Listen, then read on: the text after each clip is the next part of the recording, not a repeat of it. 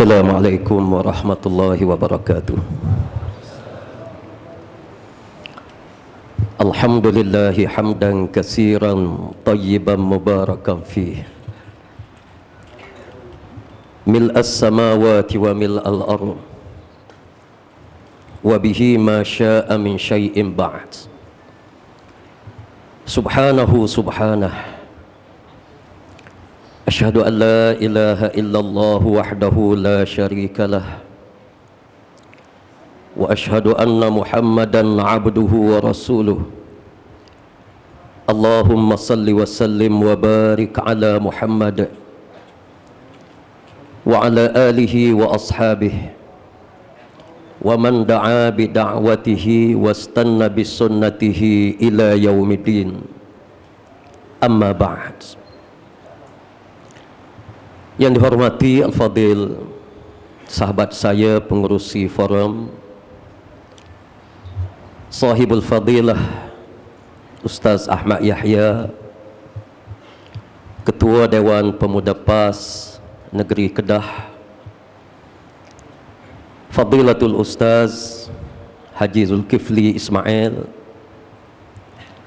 rakan seperjuangan saya dan juga ahli jawatan kuasa Dewan Ulama PAS Pusat,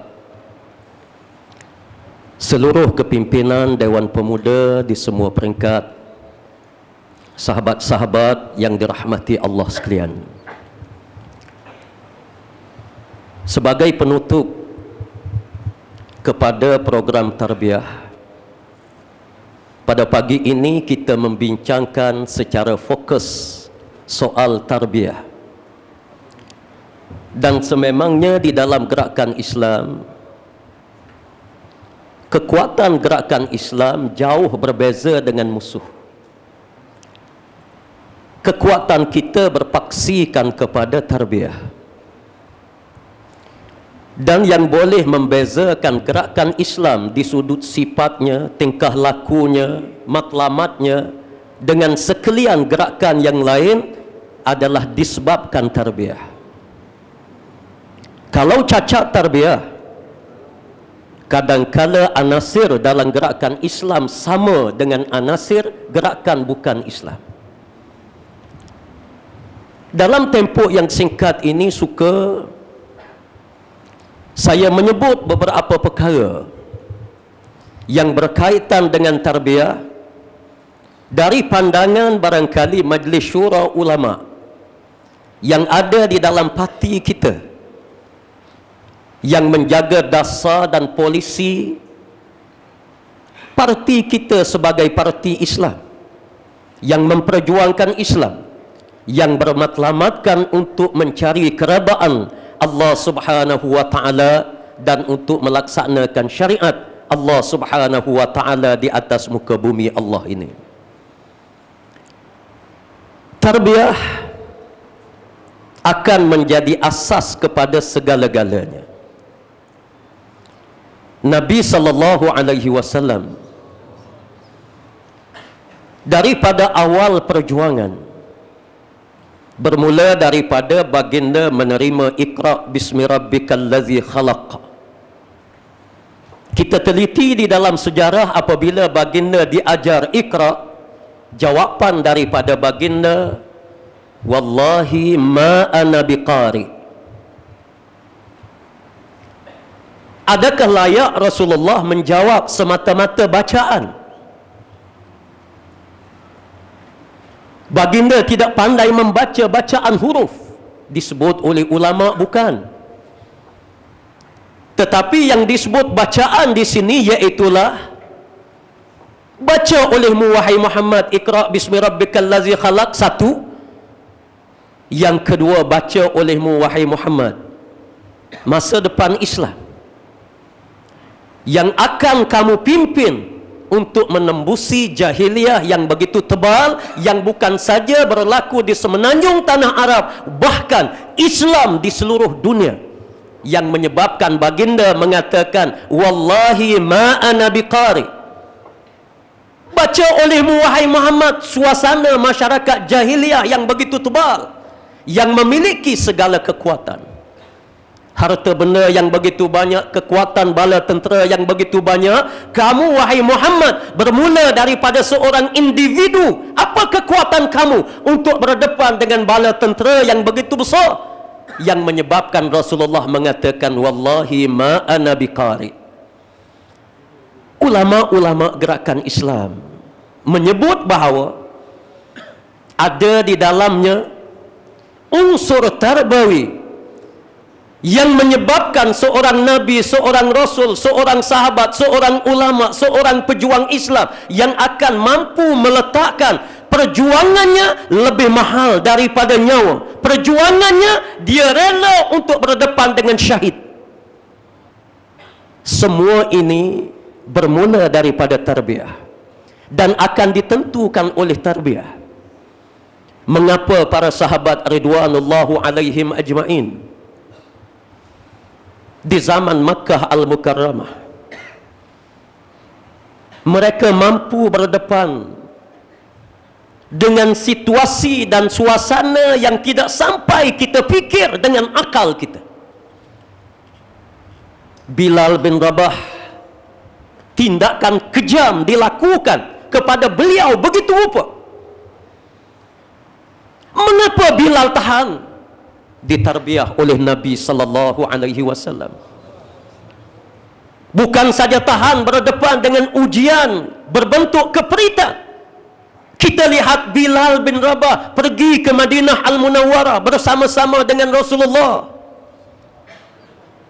Satu hadis ketika mana Rasulullah berkata, sami'tu buka'un nas, aku mendengar tangisan manusia di dalam masjid Nabi sallallahu alaihi wasallam di waktu baginda tidur.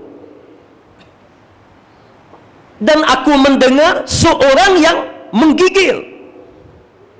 Baginda bangun, dilihatnya Bilal bin Rabah dalam kesejukan. Zaman kemenangan, Madinah menang, Rasulullah ketua negara, Bilal bin Rabah pengikut Rasulullah yang tidak pernah mencari kesempatan, sehingga Bilal daripada Makkah pergi ke Madinah Al-Munawwarah disebut sehelai kain, ditutupnya kepala, keluarnya kaki, ditutupnya kaki, keluarnya kepala. Tak pernah melenting, tak pernah sebut kepada Rasulullah, wahai Rasulullah, sekarang kita dah menang.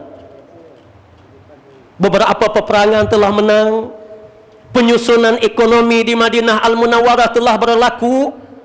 Mengapa wujud seorang pejuang sebagaimana Bilal bin Rabah tidak pernah mencari habuan dunia, menyebabkan Rasulullah sallallahu alaihi wasallam bangun, baginda menangis, sehingga selepas daripada itu Rasulullah bagi jaminan Bilal bin Rabah seorang manusia yang dijamin oleh Allah Subhanahu wa taala syurga di dunia ini. Semua ini berpunca daripada tarbiyah. Kalau tidak ada tarbiyah, banyak peristiwa yang berlaku di Madinatul Munawwarah. Di antaranya yang digazet oleh Allah di dalam Al-Quranul Karim,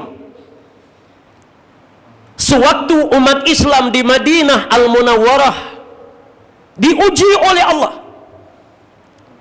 kerana sudah berlaku pembanjiran orang yang bersama-sama dengan Rasulullah, tetapi mereka ini mempunyai matlamat yang berbagai-bagai. Semuanya sembahyang di belakang Rasulullah, berpuasa, menunaikan ibadat haji, mereka mengeluarkan zakat, tapi di sudut hadaf perjuangan, matlamat perjuangan berbeza-beza. Muhajirin dan Ansar di peringkat awal, alhamdulillah. Tetapi yang membanjiri kebelakangan itu di dalam sejarah peperangan Ahzab. Sebab itu kita diperintah supaya menyebut wahazamal ahzaba wahda setiap kali kita menyambut hari raya. Ada peristiwanya. Ada orang yang melihat kalau duduk bersama dengan Rasulullah kita boleh cari makan. Ada orang menganggap duduk bersama dengan Rasulullah kita boleh selamat daripada serangan kabilah-kabilah lain. Mereka sembahyang. Tetapi apabila kumpulan ini ramai, Allah menguji umat Islam di Madinah melalui peperangan Ahzab, yang Allah sebut di dalam Al-Quranul Karim, ya ayyuhallazina amanu zkuru ni'matallahi alaikum idh ja'atkum junudun fa arsalna alaihim rihan wa junudan lam tarawha wa kana Allahu bima ta'maluna khabira idh ja'ukum min fawqikum wa min asfala minkum wa idh zaghatil absar wa balagatil qulubul hanajir wa tadhunnuna billahi zununa hunalika btuliyal mu'minun wa zulzilu zilzalan syadida.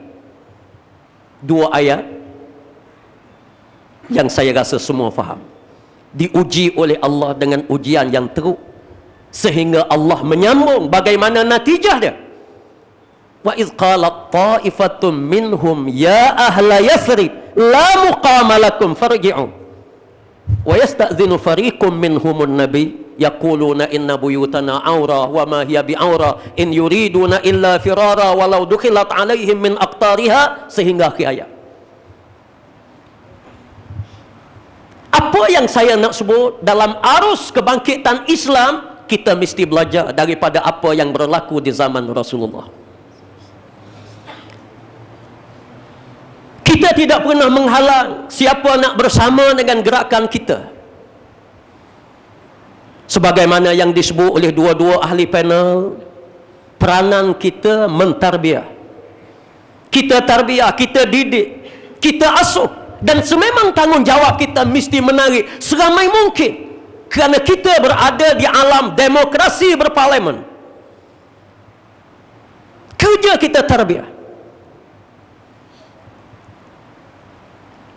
Jangan sampai gerakan Islam ini dipenuhi dengan anasir-anasir yang tidak terdedah dengan tarbiyah, akan jadi porak-poranda.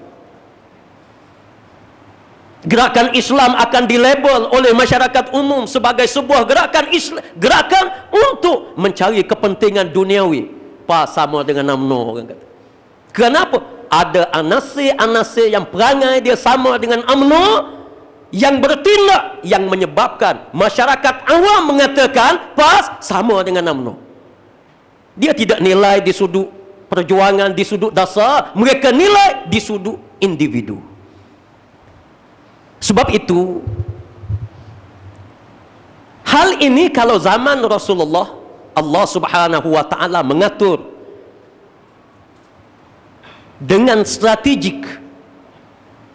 Diwujudnya peristiwa Ahzab, mereka tidak tahan, mereka lari. Apa yang harus kita ingat di dalam gerakan Islam? Tarbiyah satu perkara yang harus kita faham, satu benda yang wajib. Yang kedua, tarbiyah mengikut acuan PAS, satu perkara yang harus difahami. Sebab tarbiyah, dia akan melahirkan rijal, dia akan melahirkan petugas-petugas yang mampu berdepan dengan tugas yang berbagai-bagai. Alhamdulillah, pergerakan kita, parti kita, jamaah kita, jamaah yang syamil, yang lengkap. Dalam Malaysia ini, bukan saya nak dabik kerana saya ni orang PAS, tidak. Tapi yang memperjuangkan demokrasi berparlimen PAS, yang memperjuangkan soal ekonomi PAS, yang memperjuangkan isu antarabangsa PAS, ya, yang memperjuangkan masalah kezaliman, Akta, ISA, macam-macam perkara. Yang kita buat demonstrasi, buat itu, yang kita libatkan anggota kita dengan semua perkembangan yang ada, satu-satunya jamaah parti yang ada adalah PAS. Sebab itu PAS mempunyai acuan tarbiyah tersendiri yang berbeza dengan sekalian gerakan yang lain.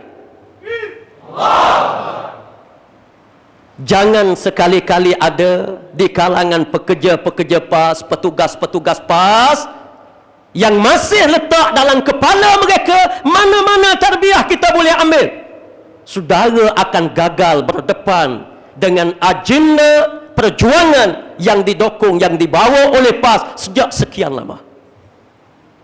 Di dalam tarbiyah kita mempunyai dua sistem. Yang pertama tarbiyah nizamiyah, yang kedua tarbiyah maidaniyah.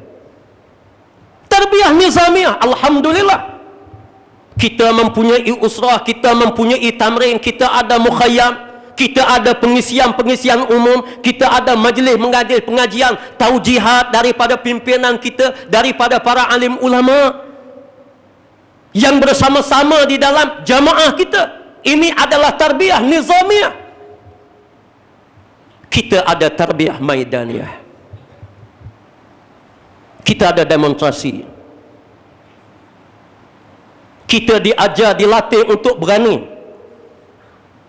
Orang bagi permit, kata bagi permit, kita tetap berceramah. Nak buat rablak ke macam mana, kita tetap. Ini adalah tarbiyah maidaniyah. Kadang-kadang kita berdepan dengan macam-macam perkara. Negeri yang menang, Kelantan, Kedah, berdepan dengan macam-macam perkara. Ini tarbiyah maidaniyah. Yang belum menang lagi, yang menang kemudian kalah, negeri saya. Kita ditarbiyah melalui tarbiyah maidaniyah. Sebab itu saya nak tegaskan bahawa acuan tarbiyah yang diputuskan oleh Majlis Syura Ulama, oleh Dewan Ulama, diputuskan oleh PAS di peringkat pusat, Ahli Jawatan Kuasa Kerja PAS Pusat, adalah tarbiyah mengikut acuan PAS. Dan kita tidak mahu wujudnya agenda tarbiyah daripada acuan selain daripada PAS kemudian diserap masuk yang akan bakal memecahkan saf perjuangan gerakan Islam. Wal'iyazubillah. Dan ingin saya tegaskan bahawa perbuatan yang seumpama ini adalah haram. Apa jua kelemahan yang berlaku di dalam PAS, falyatafaddal, baikilah. Pimpinan yang ada alhamdulillah terbuka, lebih daripada terbuka. Sistem tarbiyah yang ada di dalam PAS boleh dibaik pulih sekiranya ada benda-benda yang cacat. Keterbukaan berlaku yang mesti diingati. Kerana umat Islam wajib bersatu. Musuh kita bukan saja UMNO. Kalau kita ditakdir oleh Allah Subhanahu wa taala kita menang pilihan raya yang ke-13 dan kita harap pun begitu, musuh kita lebih besar. Kita akan jadi sebagaimana Iran, kita akan jadi sebagaimana Turki, barangkali lebih teruk daripada Iran dan Turki. Kita akan berdepan dengan Amerika, kita akan berdepan dengan banyak negara lebih besar lagi. Sebab itu kesatuan jamaah, kesatuan saf mesti dilihat sebagai tunjang di dalam perjuangan Islam, dan perkara ini mesti dicetuskan melalui tarbiyah. Kadang-kadang saya terdengar daripada jauh bisikan-bisikan yang mengatakan kita ambil tarbiyah lain, kita duduk dalam PAS kerana dia ada keistimewaan. Saya nak sebut bahawa PAS kita berdepan realiti politik yang ada dalam negara kita ini yang berbagai-bagai. Alhamdulillah tarbiyah daripada PAS pada hari ini kita mampu berdepan dengan apa jua situasi. Sebab itu kalau tarbiyah yang memfokuskan kepada golongan intelek saja, dia tidak mampu berdepan sebagaimana anggota-anggota PAS mampu berdepan dengan intelek, mampu berdepan dengan demonstrasi, mampu berdepan dengan pilihan raya, mampu berdepan dengan kebenaran, mampu berdepan dengan segala-galanya. Sebab itu suka saya sebut daripada awal bahawa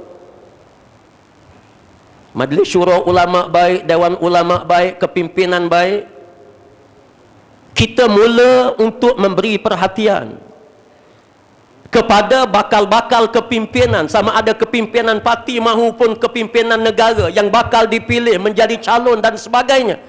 Kita nak di dalam gerakan kita, di dalam jamaah kita, supaya orang yang ditarbiah oleh parti melalui acuan tarbiah PAS, ini adalah sasaran kita. Dan kita mesti martabatkan perkara ini. Pemuda-pemuda yang saya kira mereka lah yang mempunyai tenaga, mempunyai suara yang lantang. Biarlah desakan-desakan ini mahu balik kepada tarbiyah, mahu balik semula kepada kepimpinan yang mempunyai latar belakang tarbiyah melalui acuan tarbiyah PAS, biarlah disuara oleh pemuda dengan lantang. Insya-Allah saya kira pemuda berani menyahut seruan ini. Kerana zaman ini kita tidak mahu sekiranya kita dianugerah oleh Allah Subhanahu wa taala dapat menguasai negara, tiba-tiba ada segelintir daripada kepimpinan yang tidak melalui proses tarbiyah dan mereka tidak ditarbiyah. Kerana kita bimbang, takut-takut berlaku di masa hadapan, wal iazu billah, kalau kita memerintah negara, sifat-sifat yang dimiliki oleh musuh-musuh kita kembali kepada beberapa anasir yang ada di dalam harakah kita. Ini adalah soal tarbiyah. Sebab itu sebagaimana yang disebut oleh kedua-dua rakan panel, Ustaz Ahmad Yahya, Ustaz Zul, tarbiyah adalah jantung. Sememangnya jantung. Sebab itu saya tekankan supaya generasi yang ditarbiyah di dalam harakah Islamiah ini mesti ramai. Kerana generasi inilah yang akan menentukan kepimpinan masa depan gerakan Islam. Dia akan menentukan segala-galanya. Dan kita tidak mahu lagi wujudnya di dalam gerakan Islam ini, gerakan Islam yang ada di dalamnya sistem tarbawi, tetapi ada beberapa kepimpinan yang tidak ditarbiyah, yang tidak memahami soal tarbiyah, soal-soal dalaman yang seumpama ini, yang tidak mempunyai kepribadian yang menggambarkan seorang itu mempunyai tarbiyah, yang mempunyai tasawur tentang gerakan Islam, yang menggambarkan mereka ini tidak mempunyai tarbiyah, membuat kenyataan-kenyataan yang menggambarkan bahawa dia tidak mempunyai tarbiyah. Satu perkara yang amat mendukacitakan. Dan kita tidak mahu di dalam harakah Islamiah ini sifat-sifat yang sepatutnya dimiliki oleh harakah Islamiah berlaku kecacatan. Ada suara yang menggambarkan tidak adanya wala. Mengapa suara ini berlaku? Kerana proses tarbiyah tidak mantap. Ada orang yang kadang-kadang mengkritik kepimpinan dalam utusan Malaysia. Macam-macam, begitu begini. Semua ini adalah unsur-unsur yang memberi gambaran bahawa tarbiyah belum mantap. Jadi sebab itu saya bercakap, diberi amanah oleh sahabat-sahabat mewakili Majlis Syura yang untuk mengawal, melihat supaya parti kita ini sentiasa berada di atas landasan yang benar. Kita tidak mahu ada anasir-anasir yang sebagaimana yang sebut kadang-kadang bercakap tidak menggambarkan kita ini harakah Islamiah, tidak menggambarkan kita ini hampir dengan Allah Subhanahu wa taala. Bahkan ada yang bercakap kita kena tinggal dulu perkataan Islam. Ada. Biar menang dulu. Kalau tak menang, tak berani dah. Bila menang, makin tak berani. Tak menang lagi.